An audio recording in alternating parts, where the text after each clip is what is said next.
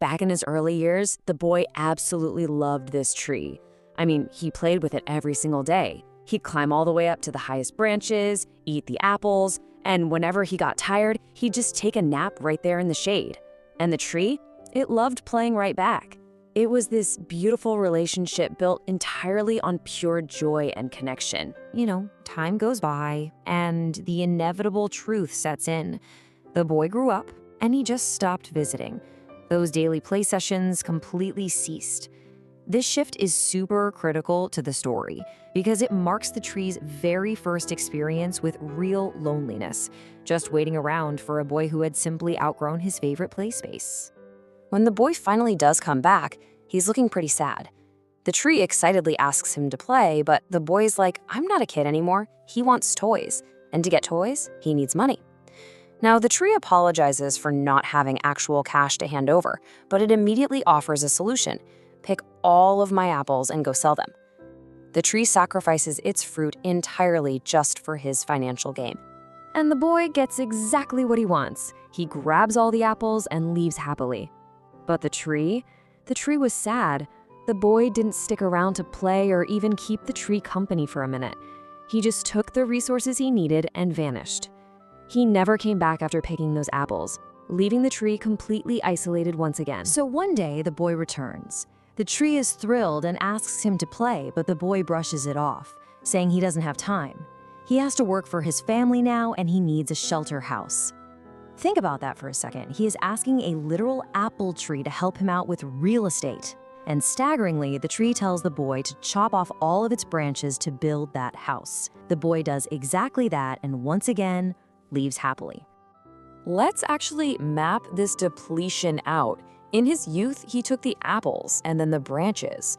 Then, as we hit middle age, the boy returns on a scorching hot summer day. He's sad, he's getting older, and he tells the tree he wants a boat to sail away and relax. And what's the tree's response? It offers up its very trunk to build that boat. The boy sails away, leaving the tree as literally nothing but a stump. Stripped down to a mere stump, the tree is left totally alone. The boy went sailing and didn't show up again for a very, very long time. He took the absolute core of the tree to physically escape his own life, leaving the tree anchored to the ground with absolutely nothing left to offer. The boy finally comes back after being away for years and years, but now he's a tired old man. The tree tearfully apologizes, telling him it has nothing left to give. No more apples to eat, no more trunk to climb. But honestly, the boy is equally diminished at this point. He tells the tree he has no teeth left to bite apples anyway, and he's way too old to be climbing. They've both just been completely worn down by time and life. And here is the emotional climax of the story. The tree, literally crying, offers the absolute last piece of its existence, its dying roots. And the boy responds with this incredibly beautiful realization.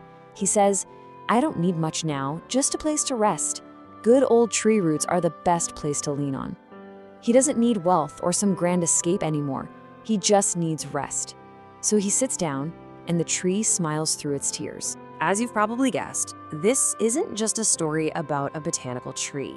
It is a profound metaphor for the unconditional sacrifice of parents. The parallels here are just striking. Much like the tree gave up its apples, its branches, and its trunk, our parents give us everything they have throughout their lives, often without expecting a single thing in return. And just like the boy, we have a tendency to drift away as we get older, usually only returning when we need something to help ourselves. The reality is, our parents continually give up pieces of themselves to help us build our own lives. No matter how much we take from them or how little we seem to give back, they remain this constant, steady source of unconditional love. They're always there to support us, even if they are eventually reduced to their metaphorical dying roots. The source material warns us to really cherish and appreciate them before it's simply too late. It is so incredibly easy to take that kind of unconditional love for granted as we go about our busy lives. So, I want to leave you with a pretty provocative question to reflect on today. When was the very last time you thanked your roots? Think about the people who gave up their branches so you could build your house. Thank you so much for joining me for this explainer, and I really hope this journey leaves you with a powerful new perspective to carry forward.